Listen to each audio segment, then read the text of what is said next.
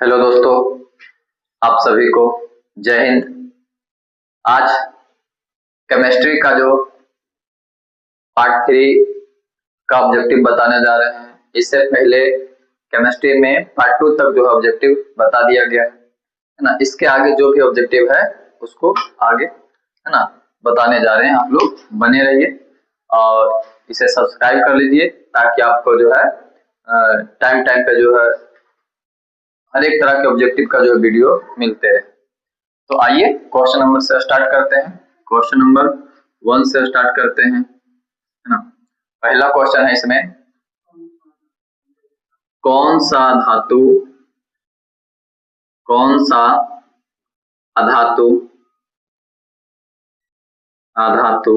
कमरे के ताप पर द्रव अवस्था में पाया जाता है। द्रव अवस्था में पाया जाता है ना। कौन सा धातु जो है कमरे के ताप पर द्रव अवस्था में पाया जाता है। तो याद रखिएगा, अगर कौन सा अधातु पूछे, है ना, यहाँ अधातु पूछे और पूछे कमरे के ताप पे द्रव अवस्था में पाया जाता है तो वो हो जाएगा ब्रोमीन। क्या हो जाएगा? ब्रोमीन। ब्रोमीन जो होता है ये अधातु है ना, और ये कमरे के तापमान पे जो है द्रव अवस्था में पाया जाता है। लेकिन अगर यही अधातु की जगह अगर धातु पूछ दिया जाए कि कौन सा धातु कमरे के ताप पर जो है द्रव अवस्था में पाया जाता है तो कौन हो जाएगा? वो पारा हो जाएगा। फिर धातु पूछेगा तो क्या हो जाएगा? पारा हो जाएगा, है ना। पारा, मरकरी, ये जो है मरकरी हो जाएगा।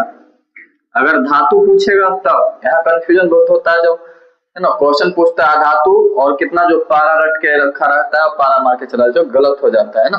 अगर अधातु पूछे तो ब्रोमीन होगा। क्या होगा? ब्रोमीन, है ना, ब्रोमीन होगा। और अगर धातु पूछे कि कौन सा जो है धातु कमरे के ताप पे द्रव अवस्था में पाया जाता है तब वो हो जाएगा पारा, है ना, इससे मरकरी का, है ना, याद रखिएगा। अगला क्वेश्चन है क्वेश्चन नंबर 2। शीशा और टीन के मिश्र धातु को, मिश्र धातु को क्या कहा जाता है? क्या कहा जाता है? तो शीशा और टीन, है ना, शीशा और टीन, पीवी और प्लस जो है क्या मिला रहेगा? Tin, SN। इन दोनों की मिश्र धातु को इन दोनों को जब मिलाया जाता है तो सोल्डर बनाया जाता है। क्या बनाया जाता है? सोल्डर।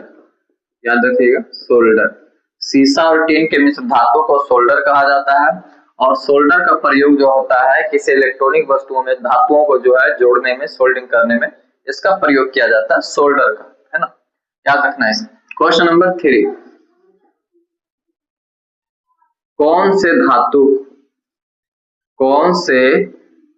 धातु को चाकू से काटा जा सकता है? चाकू से आसानी से काटा जा सकता है, आसानी से काटा जा सकता है, काटा जा सकता है।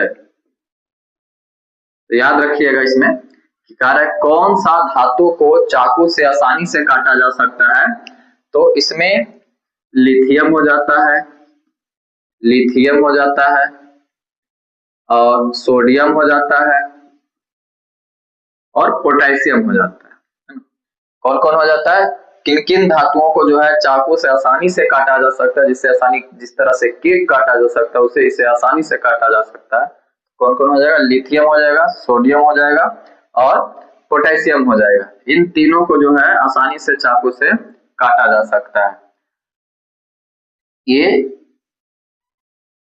सोडियम हो गया और लिथियम हो गया और कौन हो गया? पोटेशियम हो गया। तो याद रखिएगा। अगला क्वेश्चन, क्वेश्चन नंबर 4,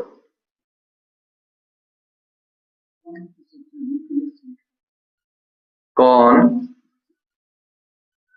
सबसे अधिक अभिक्रियाशील वाला तत्व है? अभिक्रियाशील वाला तत्व है। देखिए इसमें जो है ये क्वेश्चन तो ऑप्शन पे आ गया है ना कि कौन सबसे अधिक अभिक्रियाशील वाला तत्व है, तो ये ऑप्शन पे है, लेकिन इसमें हम बता देते हैं कि कौन कौन सा जो है अभिक्रियाशील वाले तत्व कौन कौन कहाँ पे किस अवस्था में होते हैं। और इससे कई बार क्वेश्चन पूछा जा चुका है और बहुत सारे क्वेश्चन इससे पूछे जाते हैं, इससे क्वेश्चन कई बार चलिए है ना। कौन कौन सा, क्वेश्चन नंबर 5 था,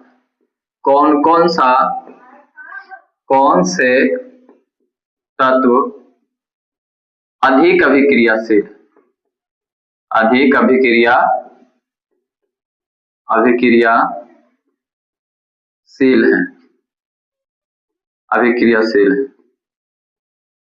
तो याद रखिएगा कि सबसे अधिक अभिक्रियाशील वाले जो श्रेणी में आते हैं उसको अच्छे से याद रखिएगा, क्योंकि इससे क्वेश्चन हर एक बार पूछा जाता है और ऑब्जेक्टिव बहुत सारे क्वेश्चन आते हैं, चाहे जनरल कंपटीशन हो, किसी भी कंपटीशन का लेवल का हो, चाहे 10th हो 12th हो, इससे क्वेश्चन पूछे जाते हैं कि कौन सबसे अधिक अभिक्रियाशील है, कौन किससे कम अभिक्रियाशील है, कौन किससे ज्यादा अभिक्रियाशील है।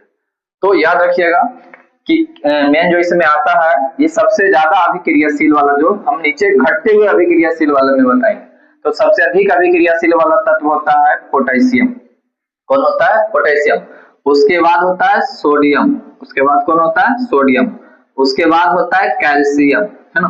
Potassium, sodium, calcium. उसके बाद होता है मैग्नीशियम। और उसके बाद होता है एल्यूमिनियम। कौन होता है? Aluminium. Potassium, sodium, calcium, magnesium, aluminium. उसके बाद होता है जिंक, है ना, जिंक होता है जस्ता। उसके बाद होता है फेरस। कौन होता है? फेरस, आयरन, है ना, लोहा जिसे कहा जाता है। तो ये घटते हुए अभी ये क्रियाशीलता है, क्रियाशीलता सबसे अधिक अभिक्रियाशील पोटेशियम, और जैसे जैसे नीचे जा रहा है तो क्रियाशीलता घटते जा रही है। आयरन के बाद फिर चला जाता है हमारा सीसा पे, लेड पे, पीबी, है ना, इससे कम अभिक्रियाशील ये सीसा, लेड हो गया। फिर इसके बाद ये जो हाइड्रोजन आता है बीच में, ये संतुलन के लिए काम करता है हाइड्रोजन। कौन करता है? हाइड्रोजन। और ये हाइड्रोजन जो है, हाइड्रोजन के बाद जो नीचे, जो इसके नीचे तत्व जो आते हैं क्रियाशीलता में, वो निम्न क्रियाशील वाले तत्व कहलाते हैं। जैसे इसके बाद क्रियाशीलता में जो आता है वो आ जाता है कॉपर। कौन आता है? कॉपर, है ना। ये कॉपर से अधिक क्रियाशील हाइड्रोजन और हाइड्रोजन से कम क्रियाशील कॉपर। कॉपर के बाद इसमें आ जाता है फिर ये सिल्वर, या सिल्वर के बाद ये कॉपर के बाद आता है हमारा Hg, मरकरी हो गया। ये क्या है? मरकरी या पारा इसको बोलते हैं, मरकरी या पारा, है ना। इसके बाद आ जाता है Ag, सिल्वर। और उसके बाद सबसे लास्ट में आ जाता है हमारा Au, सोना, है ना, सोना, गोल्ड। ये सबसे कम क्रियाशील वाला तत्व। सबसे अधिक क्रियाशील वाला तत्व पोटेशियम, उसके बाद सोडियम। ये घटते हुए क्रियाशीलता है। क्रियाशीलता क्या है? घट रहा है, जैसे जैसे नीचे आ रहे हैं क्रियाशीलता घट रहा है। सबसे अधिक अभिक्रियाशील वाला तत्व पोटेशियम, है ना, उससे कम क्रियाशील वाला सोडियम। तो इसको याद रखिएगा, है ना, इसको लिख लीजिएगा। इसको याद रखना है कि क्रियाशीलता में कौन किस में है, जो कैसा भी क्रियाशील, तो इसको याद रखिएगा, ये कई बार क्वेश्चन पूछे जाते हैं। चलो अगला क्वेश्चन, क्वेश्चन नंबर 6।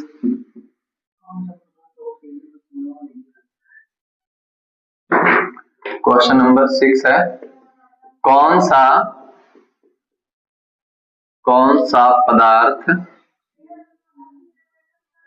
सा पदार्थ ऑक्सीजन से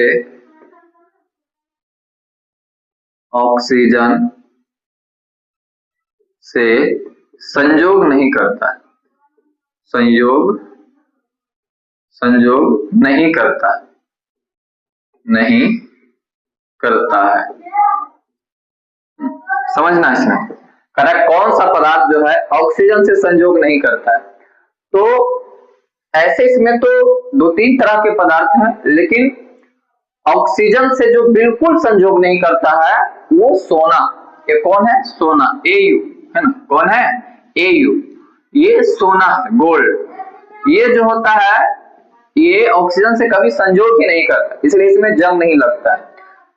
और साथ साथ में चांदी भी आता है, Ag भी आता है ना, चांदी। इसके साथ प्लेटिनम भी आता है। क्या आता है? प्लेटिनम।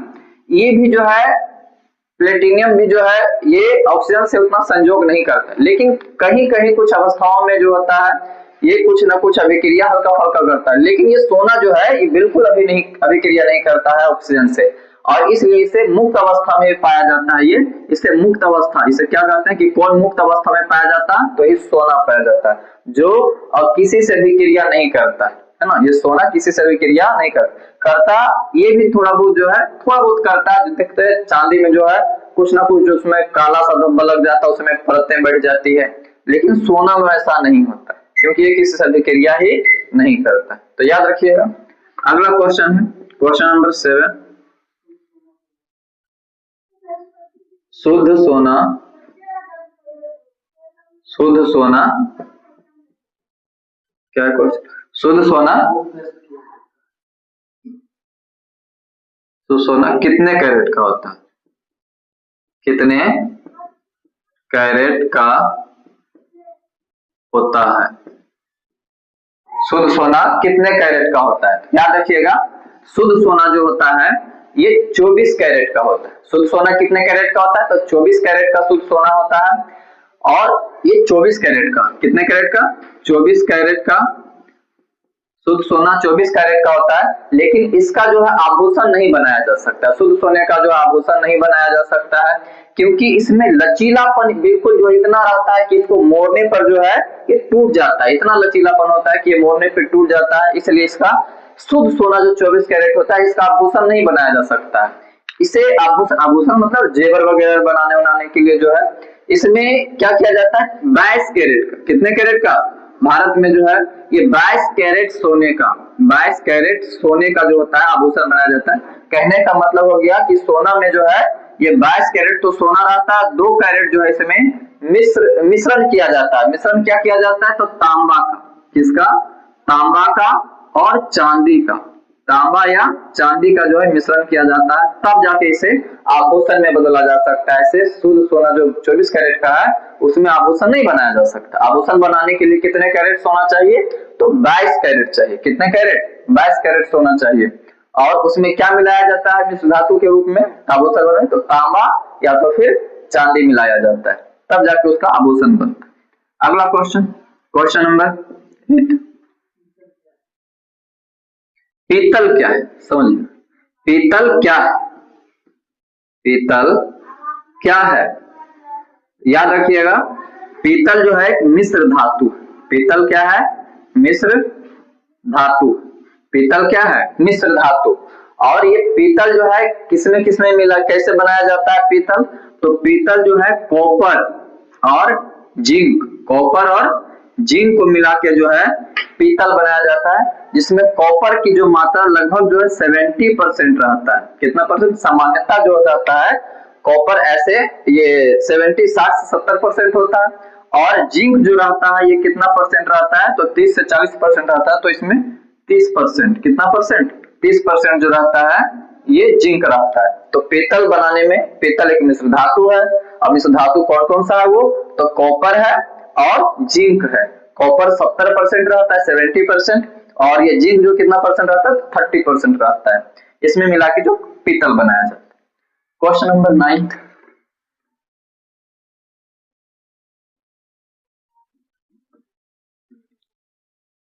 क्वेश्चन नंबर 9,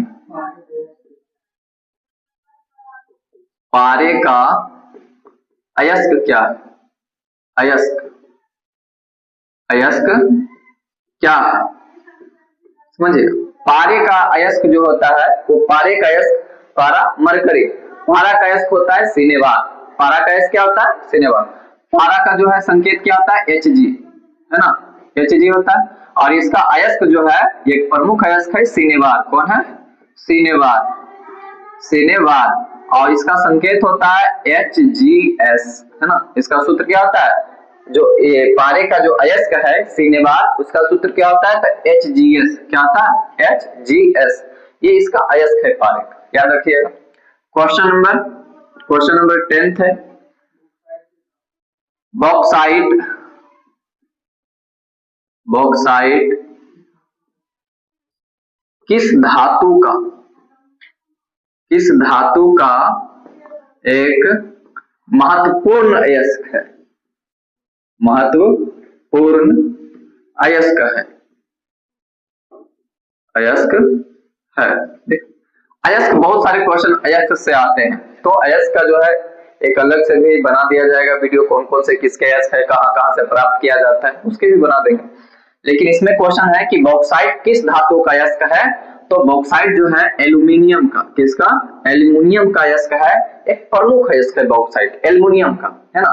और सबसे ज्यादा जो बॉक्साइट जो है प्राप्त किया जाता है, सबसे इसका जो खान है उड़ीसा में, सबसे ज्यादा भारत में बॉक्साइट जो है ना, इसका जो अगर कहीं खान है तो वो है उड़ीसा में। बॉक्साइट जो है एल्युमिनियम का एक प्रमुख अयस्क, याद रखिएगा। क्वेश्चन नंबर 11, लोहा एवं इस्पात को जंग से, है ना, जंग से सुरक्षित रखने के लिए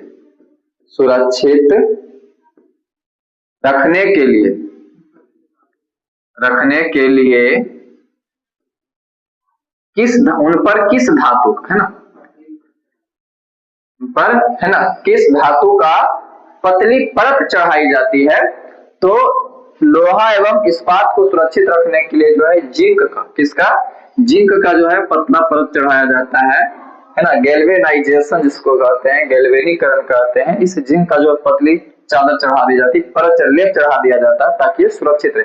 ऐसे इसको बचाने के लिए पेंट वगैरह भी किया जाता है, लेकिन जिंक भी है गैल्वेनाइजेशन करण, है ना। Question number 12, गैल्वेनीकरण। आगे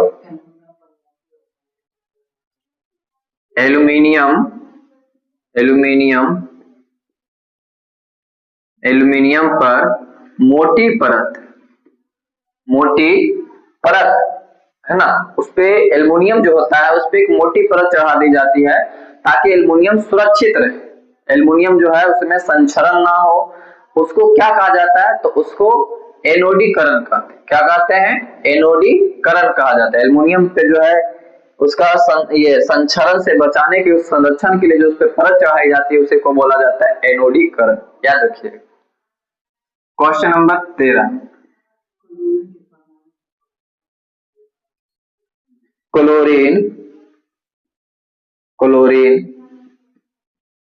क्लोरीन के परमाणु के बाह्यतम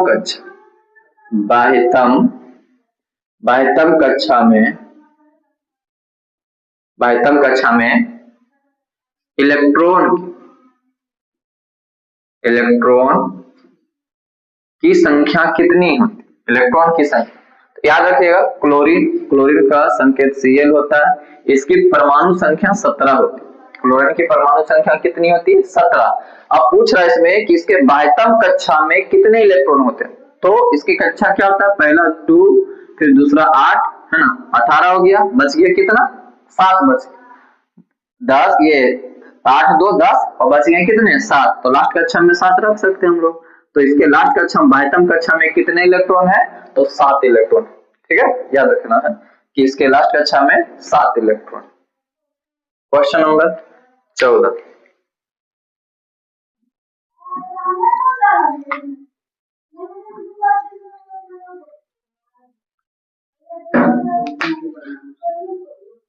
क्वेश्चन नंबर, है ना, क्या है?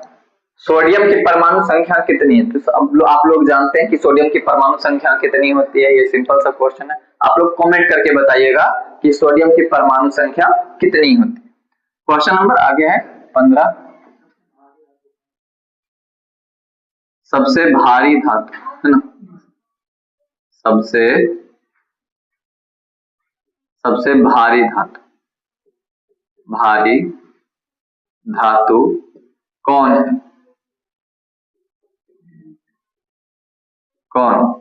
तो सबसे भारी धातु कौन है ना, सबसे भारी धातु कौन है? यूरेनियम। सबसे भारी धातु है ना। ऐसे सबसे हल्की धातु कौन है, आप लोग कमेंट करके बताइएगा। क्वेश्चन नंबर 16, जस्ता, जस्ता का अयस्क, अयस्क क्या है? जस्ता का अयस्क क्या है? जस्ता मतलब जिंक का अयस्क क्या है? तो जिंक के 2-3 अयस्क होते हैं, कैलेमाइन होता है, जिंक ब्लेड होता है ना, जिंकाइट होता है, याद रखिएगा जिंकाइट है ना, जिंकाइट, जिंक ब्लेड और कैलेमाइन, ये सब जो है किसका अयस्क है? तो जस्ता का अयस्क है, इसको याद रखिएगा। क्वेश्चन नंबर 17, क्वेश्चन नंबर जो है 17, क्या? ऑक्सीजन की, ऑक्सीजन की संयोजकता कितनी होती है? संयोजकता,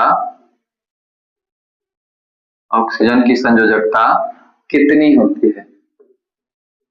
कितनी होती है? ऑक्सीजन की संयोजकता कितनी होती है? तो संयोजकता सबको पता है कैसे निकाला जाता है ना, संयोजकता 1 से लेके 4 तक होती है। 1 से लेके कितना तक होता है? 4 तक। तो ऑक्सीजन का निकालना, जैसे ऑक्सीजन है तो ऑक्सीजन का परमाणु संख्या कितना होता है? 8, तो 2 और ये कितना हो जाएगा? परमाणु संख्या ऑक्सीजन का 8 होता है, 2 और इसमें जो है 6 हो जाएगा। कितना हो जाएगा? 6। लेकिन संयोजकता क्या होता है कि 4 तक ही होता है। तो हम लोग क्या करते हैं कि इसकी संयोजकता कैसे निकलेगी ऑक्सीजन की? तो लास्ट में अगर 4 से ज्यादा आ रहा है, लास्ट कक्षा में इसकी परमाणु संख्या में जो इलेक्ट्रॉन लास्ट कक्षा में 4 से ज्यादा आ रहा है, तो इसको क्या करते हैं? 8 से घटा देते हैं। 8 में से इसको घटा देंगे तो 8 में से 6 चला जाएगा, कितना बच जाएगा? 2। तो ऑक्सीजन का जो है संयोजकता कितना आ जाएगा? 2 आ जाएगा। याद रखिएगा ऑक्सीजन की संयोजकता कितनी होती है? 2 होती है। ऑक्सीजन की संयोजकता 2। जैसे सोडियम, सोडियम तो सोडियम का परमाणु संख्या 11 है ना, और इसका 2 है, 8 है, 10 और 1 बच गया ये, तो इसका जो है लास्ट कक्षा में 1 आया है ना, तो ये ही जो हो जाएगा इसका संयोजकता हो जाएगा। 4 तक जो चलेगा इसकी संयोजकताएं होती है, 4 से ज्यादा उसकी संयोजकता नहीं है। तो अगर 4 से ज्यादा लास्ट कक्षा में आ रहा है तो उसमें से 8 में से उसको क्या कर लेंगे? घटा लेंगे, तो उसकी वो संयोजकता हो जाएगी। याद रखिएगा। क्वेश्चन नंबर 18, क्वेश्चन नंबर 18 क्या है ना, ऐसे तत्व जो इलेक्ट्रॉन को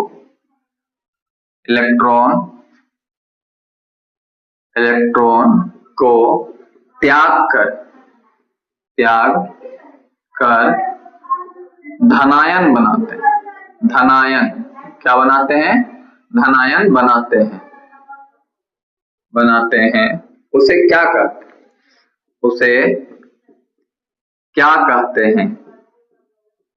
कहते हैं? समझिएगा।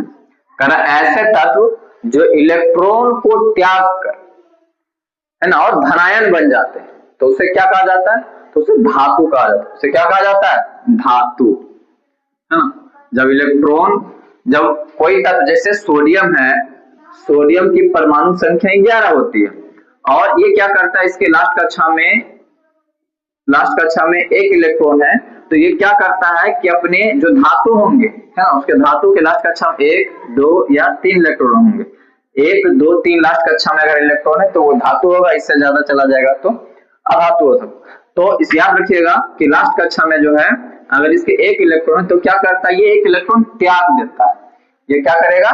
त्याग देगा 1 इलेक्ट्रॉन, और ये त्यागने के कारण जो है इस पे धनायन आ जाता है। तो ये अब जो सोडियम था ये इस तरह से धनायन बन गया। इसका मतलब अगर ऐसे हम लिखें तो इसका मतलब क्या है कि ये धनायन है और ये 1 इलेक्ट्रॉन त्याग चुका है। 1 इलेक्ट्रॉन क्या किया है? त्याग।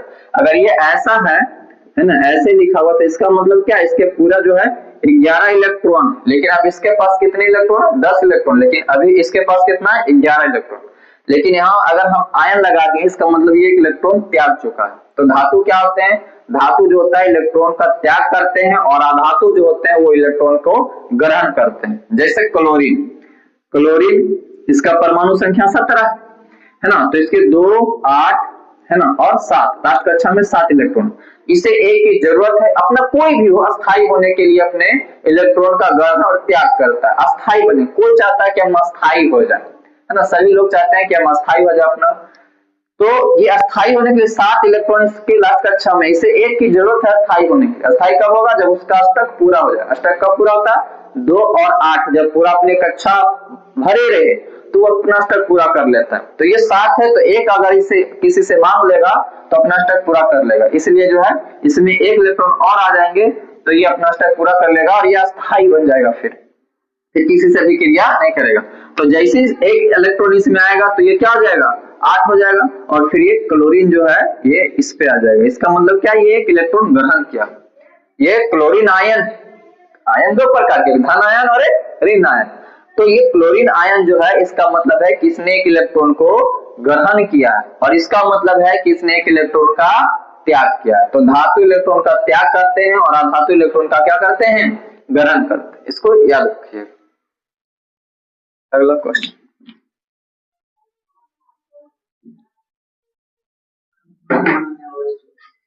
Question number 19। क्या? आभूषण बनाने के लिए सोना जो होता है कितने कैरेट का होता है? क्वेश्चन है अभी जस्ट इससे पहले बताए हैं कि आभूषण बनाने के लिए जेवर वगैरह जो बनाया जाता है ना, उसके लिए कितने कैरेट सोने की उपस्थिति होनी चाहिए। तो आप लोग कमेंट करके बताइएगा कि कितने आभूषण बनाने के लिए कितने कैरेट के सोने का उपयोग किया जाता है। क्वेश्चन नंबर 20 क्वेश्चन नंबर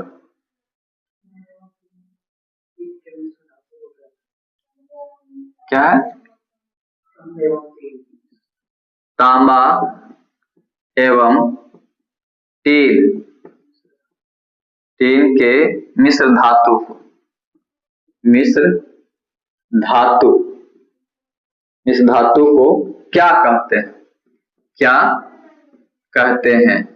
तो तांबा और टीन के मिश्र धातु को जो है कांसा कहा जाता है। क्या कहा जाता है? कांसा, है ना। और सिंधु घाटी सभ्यता में जो है तांबा, ताम्र ही नहीं, ये लोग जो है तांबा में टीन मिला के जो है कांसा बनाए थे, इसलिए उसे कांस्य युगीन सभ्यता भी कहा जाता था। तो तांबा एवं टीन मिला के क्या किया जाता है? कांसा बनाया जाता है। तांबा और टीन मिला के क्या बनाया जाता है? कांसा। मिश्र धातु को क्या कहते हैं? तो कांसा कहते हैं। अगला क्वेश्चन, क्वेश्चन नंबर 21। आधातु के, आधातु के ऑक्साइड, ऑक्साइड होते हैं। क्या होते हैं भाई? तो आधातु के ऑक्साइड क्या होते हैं, है ना। आधातु के ऑक्साइड क्या होते हैं? तो आधातु के ऑक्साइड जो होते हैं अम्लीय होते हैं। क्या होते हैं? अम्लीय। याद रखिएगा कि आधातु के ऑक्साइड अम्लीय तथा धातु के ऑक्साइड, धातु के ऑक्साइड जो होता है ये क्षारीय होता है। क्या होता है? क्षारीय। आधातु के ऑक्साइड अम्लीय और धातु के ऑक्साइड क्षारीय। जैसे में आधातु, आधातु के ऑक्साइड, जैसे आधातु कोई है, जैसे हमने ले लिया सल्फर, है ना, SO4, है ना, या SO2, तो ये आधातु के ऑक्साइड, ये क्या है? आधातु के ऑक्साइड हो गया। तो ये जो हो जाएगा ये अम्लीय हो जाएगा। क्या हो जाएगा? अम्लीय। और ये धातु के ऑक्साइड जो होते हैं क्षारीय होते हैं। जैसे में हमने इसमें लगा दिया Na2O, तो ये क्या हो जाएगा? ये क्षारीय हो जाएगा। धातु के ऑक्साइड अम्लीय होते हैं। आता ऑब्जेक्टिव इसमें ही नहीं कि अम्ल जो है HCl उसमें जो है क्षार रहेगा, OH लगा रहेगा, उसे पहचान लेंगे, नहीं। अगर ऐसा आ जाएगा तो फिर कंफ्यूजन होगा। इसमें याद रखना है कि आधातु अगर लगा हुआ, आधातु के ऑक्साइड जो होते हैं अम्लीय होते हैं और धातु के ऑक्साइड जो होते हैं वो क्षारीय होते हैं। इसको याद रखिएगा। Question number 22।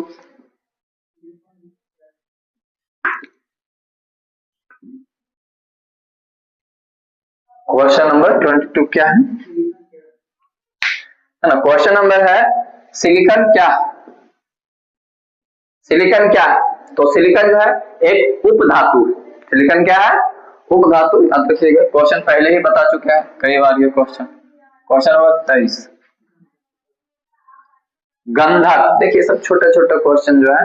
गंधक का परमाणु संख्या कितना होता है? गंधक मतलब सल्फर, तो सल्फर का परमाणु संख्या कितना होता है? आप लोग कमेंट करके बताइएगा। ये सब क्वेश्चन जो है कि गंधक का सल्फर का परमाणु संख्या कितना होता है। अगला क्वेश्चन, हाँ, किसकी आयनन ऊर्जा,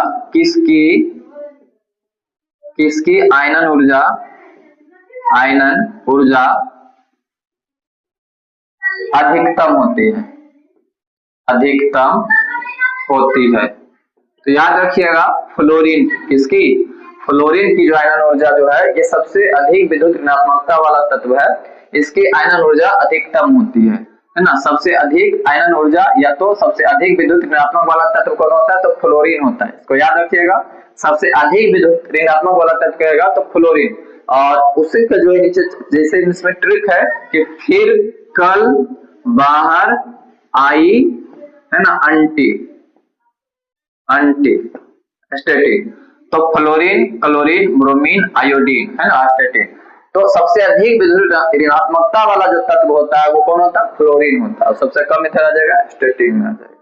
इसको याद रखिएगा, ये क्वेश्चन कई बार आया हुआ है। अगला क्वेश्चन,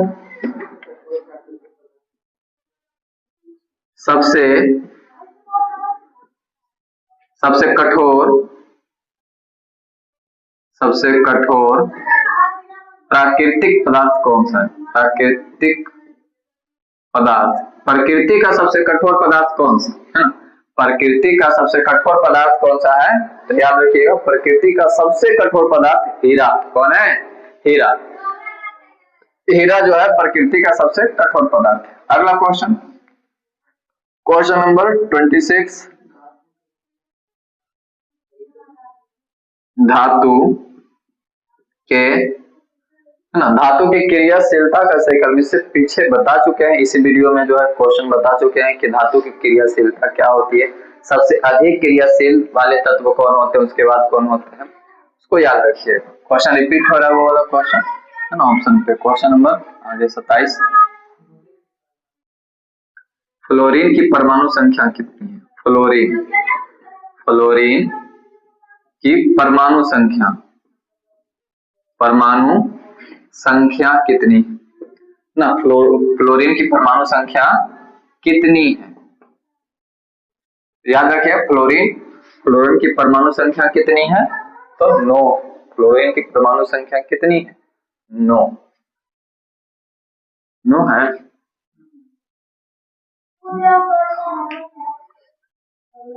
अगला क्वेश्चन नंबर 28, क्या, शुष्क बर्फ का रासायनिक सूत्र क्या है, रासायनिक सूत्र क्या है, तो शुष्क बर्फ का याद रखिएगा कार्बन डाइऑक्साइड को क्या बोला जाता है, शुष्क बर्फ कहा जाता है CO2। कार्बन डाइऑक्साइड को क्या कहा जाता है, शुष्क बर्फ कहा जाता है। तो शुष्क बर्फ का रासायनिक सूत्र क्या हो जाएगा, CO2। ठीक है। अगला क्वेश्चन नंबर 29, कैल्शियम, ये तो सिंपल सा क्वेश्चन है, आप लोग कमेंट करके बताइए कि कैल्शियम का परमाणु संख्या कितना होता है, परमाणु संख्या कितना होता है। हम बोले थे 1 से लेके 40 तक लगभग जो है परमाणु संख्या याद रखिएगा, क्योंकि इससे क्वेश्चन आ जाता है, 1-2 क्वेश्चन जो है बोर्ड एग्जाम में देखने को मिल जाता है कि किसकी परमाणु संख्या कितनी है। कभी जो है आयरन का पूछता है, कभी कैल्शियम का, कभी फ्लोरीन का, तो कभी क्लोरीन का, कभी सोडियम का, कई बार पूछा हुआ। तो उसे याद रखिए 1 से लेके 40 तक जो है परमाणु संख्या जो है 1 से लेके 40, कम से कम 1 से लेके 40 तक सभी को याद होना चाहिए ना। तो याद रखिए। क्वेश्चन नंबर 30,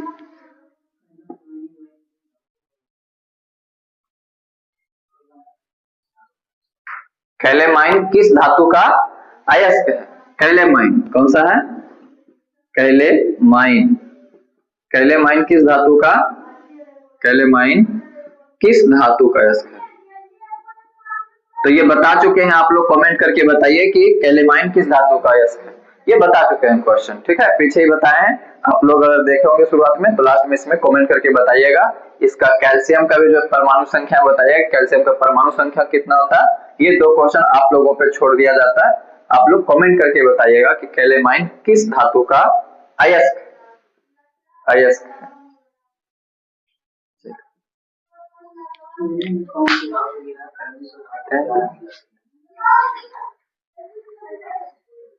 बंद कर दो। क्वेश्चन नंबर 31 है।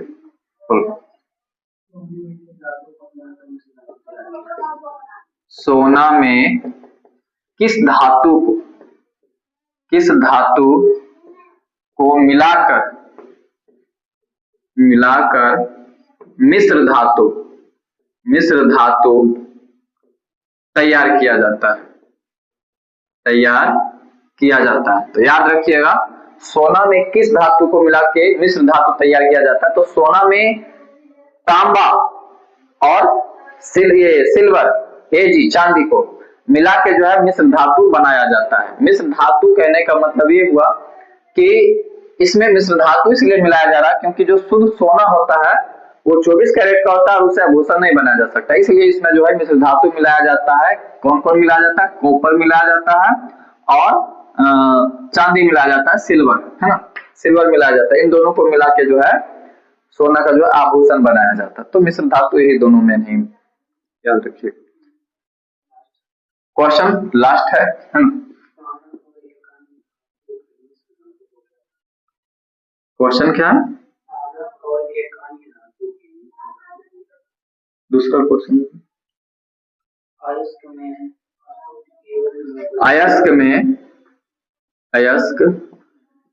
अयस्क में